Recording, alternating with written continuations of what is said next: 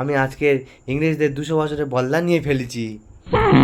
বলিস কি রে বাবু, কি করে নিলি? আজ ইংরাজি পরীক্ষা ছিল, উত্তর সব বাংলায় লিখে দিয়েছি। Oh my god. বলো তো কোন রোগের ওষুধ নেই? ভাল লাগে না রোগের কোনো ওষুধ নেই, না হলে তো ওষুধ কিনতে কিন্তু ফকির হয়ে যেতাম। প্রত্যেক বাবা মার শ্রেষ্ঠ ডায়লগ কি? আমার ছেলের মাথা ভালো কিন্তু পড়াশোনা করে না। মেয়েদের পার্সোনাল পড়াশোনা। আমাকে আমার মতো পড়তে দাও, আমি পড়াকে নিজের মতো কমিয়ে নিয়েছি। যেটা পড়িনি সেটা না পড়াই থাক, সব পড়তে কষ্ট ভীষণ। এই পড়ার টেবিল ছাড়খাড়, তবু পড়তে বসেছি 3 বার।